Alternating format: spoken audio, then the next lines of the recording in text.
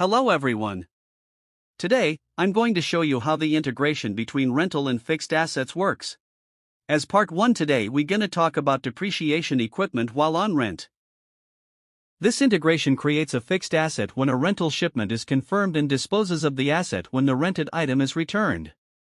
The integration also generates several adjustment transactions, including fixed asset purchasing, disposal, and depreciation. There are a few screens where you need to set up configurations to make the rental and fixed assets integration work. When you go to the rental stock item, you'll see a new tab called Rental Fixed Asset. You can enable the item to create a fixed asset by checking the Enable Fixed Asset checkbox. There are also some new fields added, and you can fill them out based on what your business needs. If you want to create a fixed asset disposal when the rented item is returned, select the Disposal by Rental Returned checkbox. You can select 2 reason codes for asset conversion and inventory reversal as well.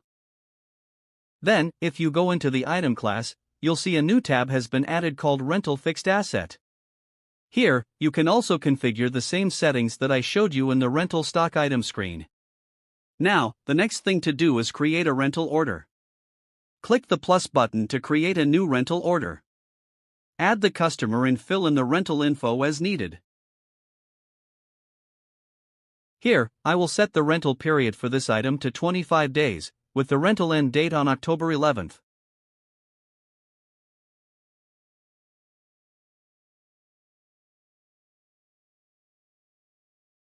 Let me show you the billing schedule. Here, you'll see that the billing schedule is automatically set to 14 days for September and 11 days for October. Next step is to add the rental item I showed you before.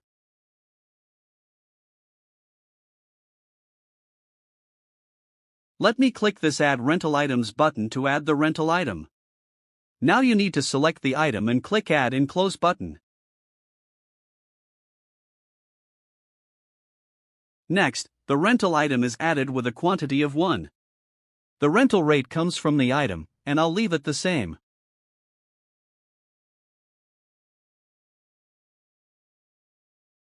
Next step is to save this rental order and create the rental shipment by clicking this Create Shipment button.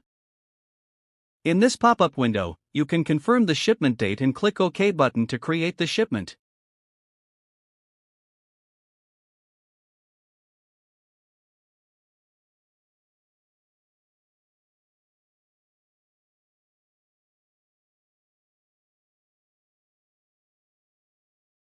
Now we need to add the lot/serial number by clicking the Line Details button. Let me add this first one and click OK and click Confirm Shipment button to confirm the shipment.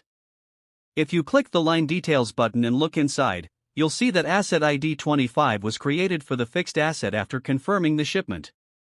Then this will update in the Equipment/Serial Stock Status form as well. Let me go inside the fixed asset by clicking this Asset ID. In here you will see the rental started date updated as receipt date. In the Other Details tab, you will see Model field updated with the rental stock item ID and serial number field of the fixed asset updated with the serial number we added for the rental shipment. Then let me show you the Equipment/Serial Stock Status form.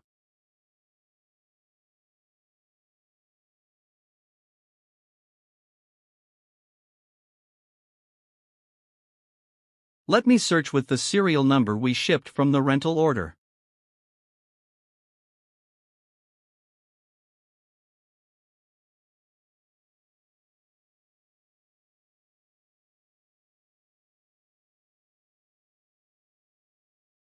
If you go inside this first one, you will see Created Fixed Asset ID is updated in this Asset ID field under General Info tab. Then if you go inside the Serial Status Details tab, you will see the Created Fixed Asset ID is linked to the line with the status code as RNT.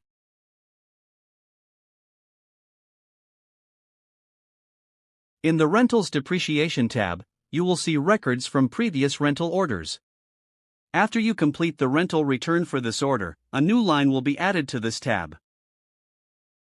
Let me create the rental return for this rental order. You can click this Create Rental Return button to create the rental return.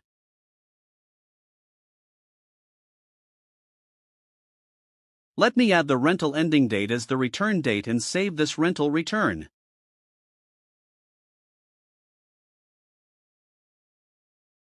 In the line details you will see the asset ID is there with the assigned serial number as well. We need to release this rental return.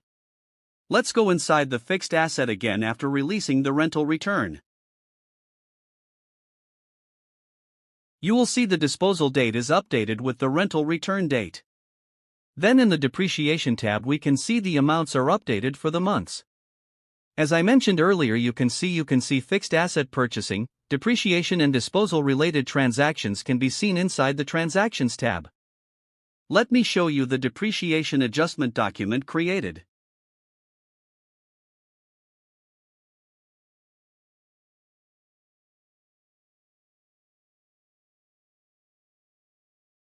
You will see $30 added as the depreciation amount. If you refresh the equipment/serial stock form, you will see a new line added to the Depreciation tab with the amounts for the recent rental order we just processed.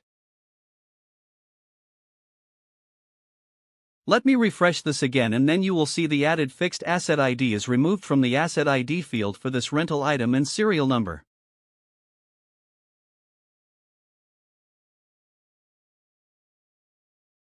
And you will see the fixed asset ID removed and the status code updated as STK to mention that this item is now in stock again. This is how it will work, and let's meet in another interesting demo video.